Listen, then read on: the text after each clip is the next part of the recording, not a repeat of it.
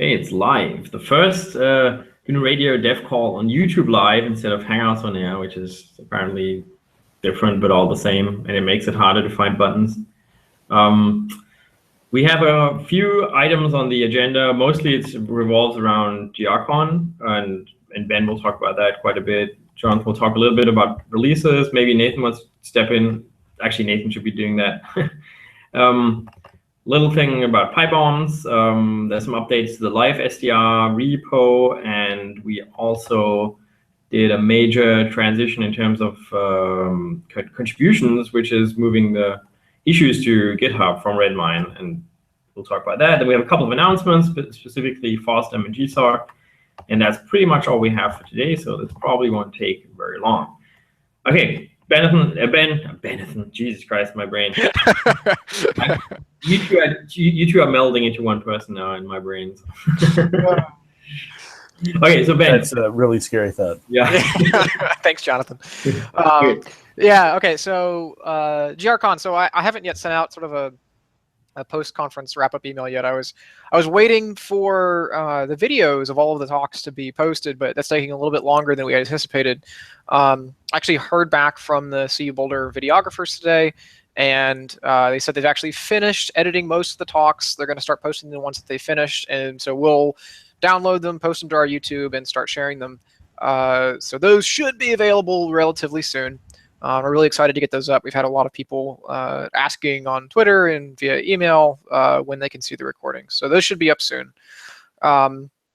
The attendee survey, at this point, I've closed access to it, but we had a really good response rate.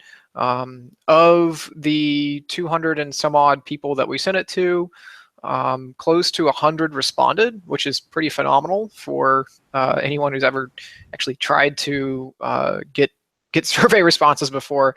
And the overall feedback for GRCon 16 was really positive. We did have a couple very low scores, but over 98% of the people who responded gave the conference overall at least a 4 out of 5, a 4 out of 5 or a 5 out of 5, which is just awesome. And a lot of people provided a lot of great feedback on how to make it even better next year. So, we're taking all of that and we're sort of integrating it into our GRCon 17 discussions. So, if you didn't get a chance to fill out the survey, or you've thought of some more stuff since you filled it out and you want to make sure that it gets considered for GRCon 17, feel free to get in touch and shoot me an email. Let me know what your ideas are. We've already had some sponsors reaching out to the GRCon 16 organizing committee asking, how they can lock down a sponsor slot for GRCon 17 and what the sponsorship packages look like. So we haven't yet nailed that down. We'll probably have the sponsor packages, like what is included in them, worked out before we actually know what the prices are, since the prices are fundamentally driven by the venue costs and the conference costs, which we won't know until we pick a venue, which is a good lead-in to my next bit, which is it's about a month after GRCon 16, which means it's more or less time to start planning GRCon 17. We had a little bit of discussion at the end of the GRCon 16 last month, and we have some ideas for where we might do it. There were a number of requests to actually either come back to DC or stay in Boulder. Everyone loved Boulder. That's actually another one of the main pieces of feedback from the survey results, was that everyone loved the venue and the town itself, which is awesome. But we've also had a few other suggestions, including San Diego and somewhere in Canada like Montreal. So we haven't yet picked a spot. We're still discussing and looking at possible venues. If you have any ideas for cool venues in either San Diego or Montreal, let us know. Or if you have any other ideas for other cities that would be good for us to visit, get in touch. One of the major items for us in planning GRCon is that we have somebody local to the venue that's willing to devote not insignificant amount of time to helping us put together the conference. And when it was in DC, we had, there's a number of GNU Radio developers local to DC.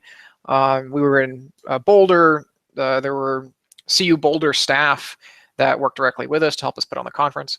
And GRCon has grown to the point where that kind of support is necessary to put on the show.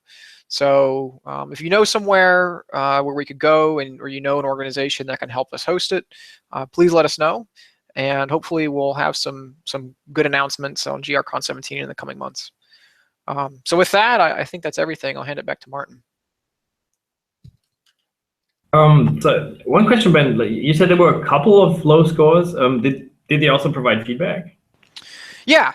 So we had a single score that was a 1, and I think we had like 2. Actually, no, we had a single score that was a 1. We had no 2s, and then we had a handful of 3s. Everything else was a 4 or 5. And the folks that provided the 1, and I'm assuming the few 3s, you can't. It's the folks that provided the 1 and the few 3 scores.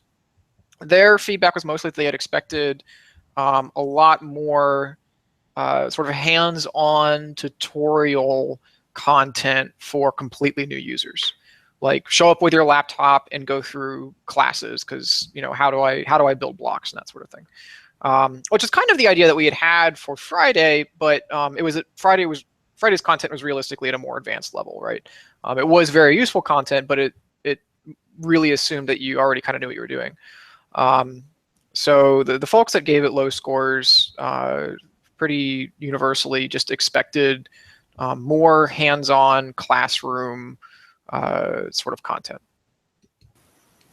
So maybe we do that or we don't next time, but this sounds like a case of managing expectations. Yeah, and I think there's some discussions to be had about how can we do that. At GRCon 15, Jonathan put on you taught a class for I think a half day on one of the, I think Monday, and we've obviously Edis Research has put on the RF knock training sessions for the last couple of years. So there's ways that we could do this. There's always logistical challenges in making that work, because realistically, the larger the quote unquote class size gets, the harder it is to make sure everyone's successful and on track. One of the generally everyone seemed to like the layout of the conference program, but I think one of the things that we're probably going to do for next year, based on the feedback we got for this year, is go ahead and make Monday a full dual track day, where one track really is focused on completely new users rather than trying to double up talks. And if we can work out a way to provide this hands-on tutorial content for folks who come and are looking for that, that kind of hand-holding work, classroom material, really, to find a way to do that. There's a lot of logistical challenges there. We're going to need experienced developers to volunteer their time. We're probably going to need people like you, Jonathan, who know how to teach this stuff. Teaching is not easy. So there's a lot of discussion going on around this, and if anybody has input on it or ideas or feedback, love to hear it. Yeah, let me follow that up real quick. I think that we could do what you're describing. Maybe have breakout sessions and actual meeting rooms for smaller groups to pick up on different tutorials.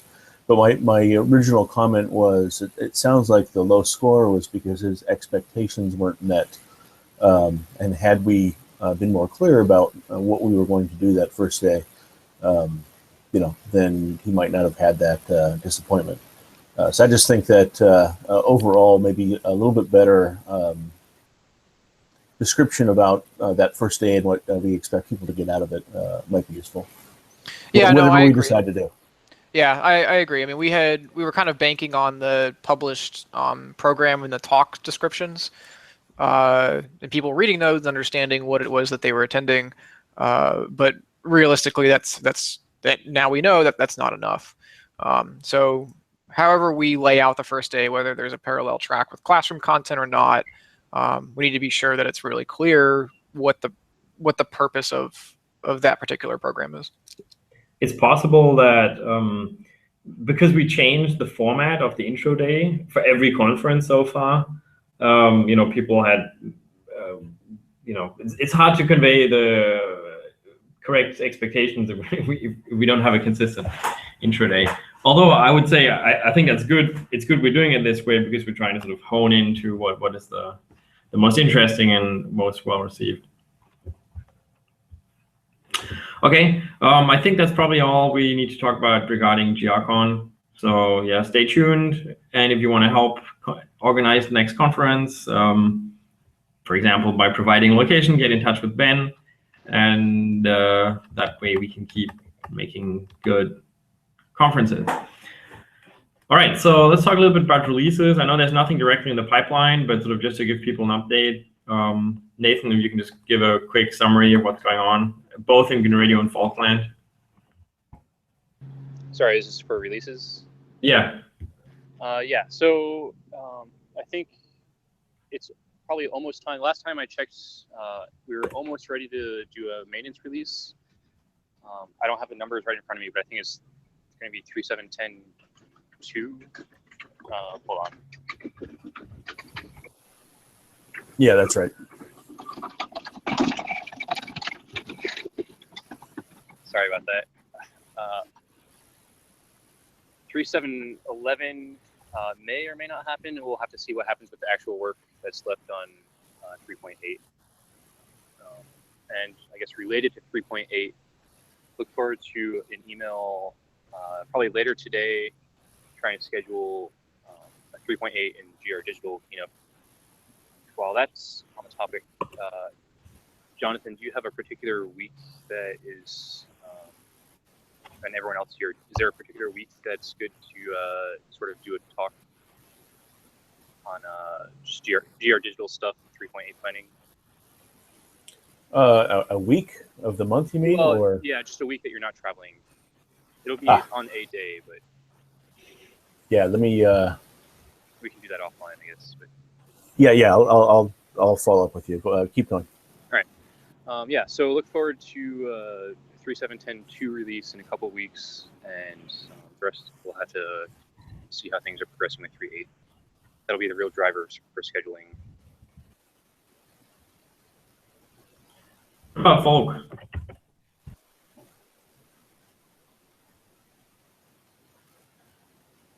There will probably be, I think there's only a handful of commits that need to be released, but it has been a while, so I'll probably cut off I think that's going to be 1.3.1. That'll be around the same time as the GNU Radio 3.7.10.2.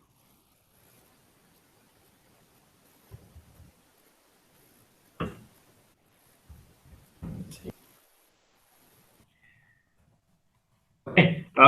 PyBombs will also have a new release soon. There's actually a couple of pretty big updates to PyBombs recently. There was the logic on how system-wide installs and then source builds are run has changed significantly, and it's actually results in faster builds and less errors. So the way it works is there's a phase one in which basically all the system dependencies are trying to be met, and then everything else is then installed from a regular dependency tree, but only as source builds, and that's much cleaner and has much less ambiguity. As I said, it can also speed up builds, and I've been trying to use Docker containers to test this on various distributions. So far, the one that I spent most time on was CentOS 7, which it did indeed have some issues, especially if it was a vanilla CentOS, and those I think are all resolved now. At least in my Docker container, I don't know how well of an indicator that is for real systems. And then I'll probably add some more containers, but that's something I do appreciate people's help. So if someone has a specific distro they think should be added to the test suite and then want to help get it up and running, it's fairly simple to do that now, but I will obviously happily help anyone who's trying to do that. I don't have a date to the branch, so 2.3, I think. Hey, Martin, your audio's cutting in and out a little bit. Oh, okay. Did everything come through? No, what you just said in the last 10 seconds did not come through. Okay, so I said a couple of bug fix updates have been going into the branch as well, so I want to make sure they go into an actual release. And I think the version number will be 2.3, but I ironically don't know that right now. Okay. Yes, Jonathan has some changes to the live SDR update, to the live SDR repository. Yeah, so we've successfully completed porting the live image builder to create Ubuntu 16.04 based images. That's kind of going through some debugging right now, but I'll be producing a trial ISO that will get up on the website for people to do their own testing. It's not a radical difference from 14.04 other than fresher versions of everything. And you wouldn't realize from that just how much pain went into actually upgrading from 14.04 to 16.04. But we'll send out a note when that is available for people to try out with. It is still using the old PyBomb system. Once we sort of have the 16.04 stuff solid, which should be pretty quickly, then we'll switch to using PyBombs 2. And come out with a PyBombs 2 based image that has hopefully not just using PyBombs 2 as a way of gating the initial content on there, but making it so that if you have a persistent USB drive, you can continue to upgrade GNU radio and out-of-tree modules using PyBombs 2. I'm expecting that with the 16.04 change, we'll be able to put out something with 3.7.10.2, and then the version using PyBombs 2 will probably coincide with the 3.7.11 release if that comes together. Otherwise, we'll do a PyBombs 2 based version of the 3.7.10.2 one. So I actually tried hacking PyBombs 2 into the whole build system, and it was pretty painless. I was running into some issues with the actual ISO generation, but the part that was the PyBombs 2 install didn't fail. I just built everything as expected. So I don't expect any major problems porting to PyBombs 2. Although I hadn't thought about the persistence feature. Well, one of the things we have to decide is right now with the live SDR we have like 21 different out-of-tree modules installed, and that's mostly as a convenience, so that when you get the image, you have all the stuff that you don't have to download. But of course, it makes the image like 2.8 gig. One of the options we have, if we think it's a good idea, is to not do that, to have the hardware drivers for the various hardware that's supported and GNU Radio itself installed, and maybe a much smaller number of out-of-tree modules like the Osmo SDR, and let the user decide, okay, I'll use PyBombs to add these other things. And it would probably let us ship a much smaller image, maybe less than 2 gig, if we did that. It's a question of, do we want to provide everything or just something to get people started? I don't know if cutting down a couple of out-of-tree modules will bring down the size all that much, but I think that's a discussion to be had elsewhere. But I think it's in general, I think it's a pretty good idea, and it'll through the power of PyBombs will give people access to all the out-of-tree modules, not just the one that we thought were a good idea for the DVD. So. Exactly. I think it's a good idea, but it's be great to get some feedback. Cool. Also, we moved all our issues. This is unrelated to the DVD. We moved all our issue tracking from Redmine to GitHub, and that's where we've had pull requests already. So that's kind of changing the way that people contribute or report errors and issues. Jonathan, do you want to quickly summarize what's going on there? Yeah, I mean, obviously Martin did the work of importing our existing Redmine database of issues, and along the way we were able to close a good 10 or 15 of those that should have been closed before, and we just hadn't kept up. One of the problems, I think, is we need to communicate better when to use the mailing list, when to use the issues on GitHub, and when to use something like Stack Overflow. Because we're getting issues reported, but they turn into, how do I do this?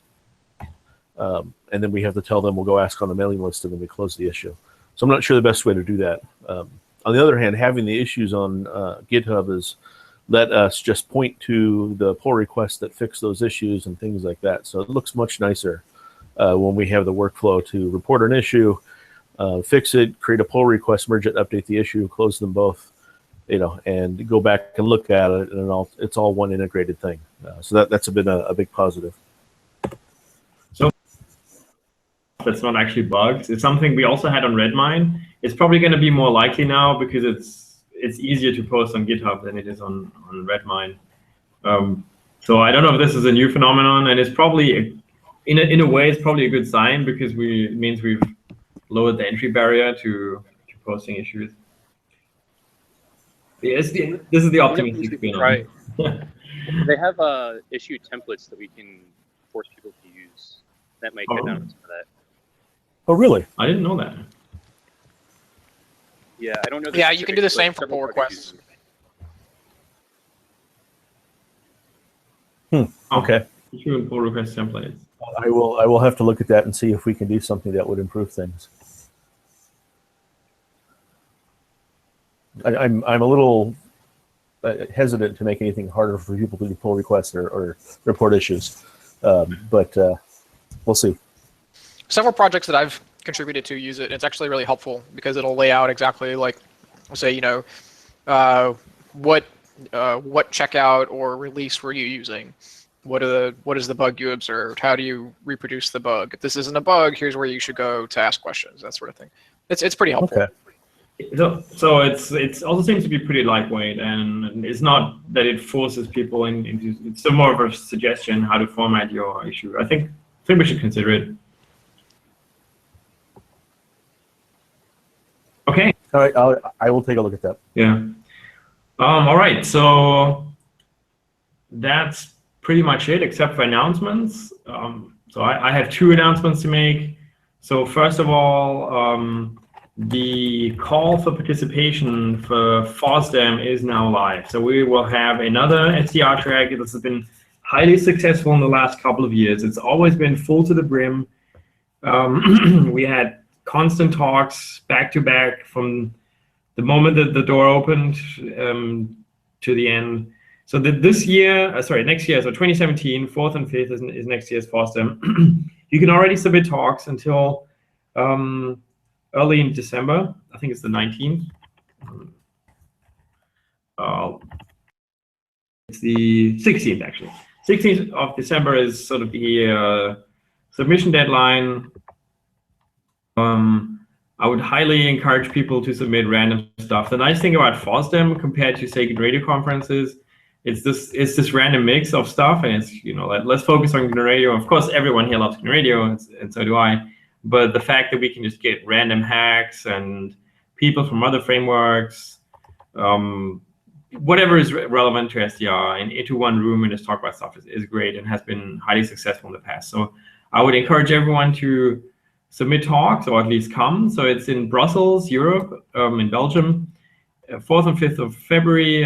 Attendance is free. You just have to get there. And yeah, so we're looking forward to presentations. My other announcement is very, very brief, and it's really just forwarding an announcement from Google, which was that they have already committed to doing GSOC again next year. I really appreciate the fact that they announced it this early. 2 or 3 years ago, the announcements came pretty late in the same year when GSOC was happening. So yeah, we'll be definitely participating again.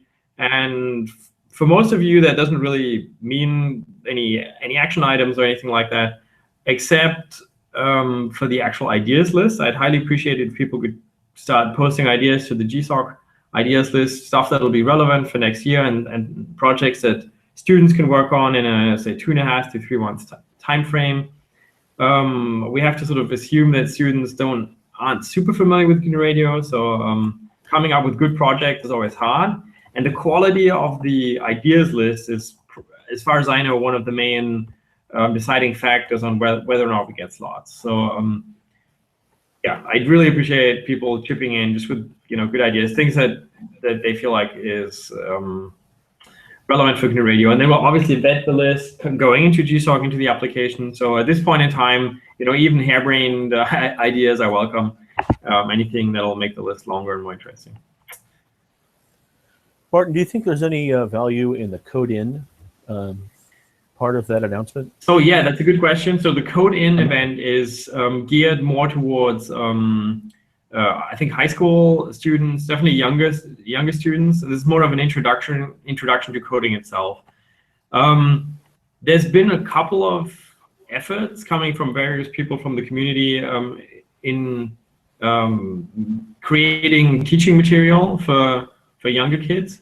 I have to look at the logistics though, because with GSOCs it's pretty easy for us to manage, because we assume that the students participating are fairly self-sufficient and we can mentor them remotely. And I think the code-in is meant to be more closely mentored. In general, I'm very, very interested in doing these kind of things. We have in the past found that like stuff like GNU Radio is slightly harder to convey in a short amount of time.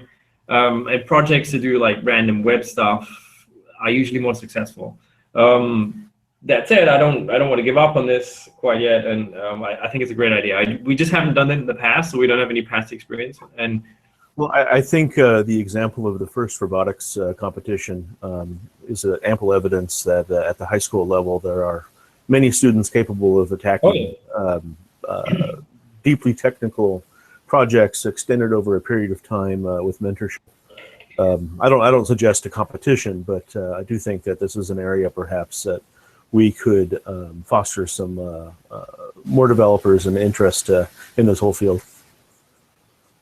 So I absolutely agree with that last statement. I'm absolutely convinced that even young kids are capable of doing great stuff, and we shouldn't think that you need a college education to use GNU Radio.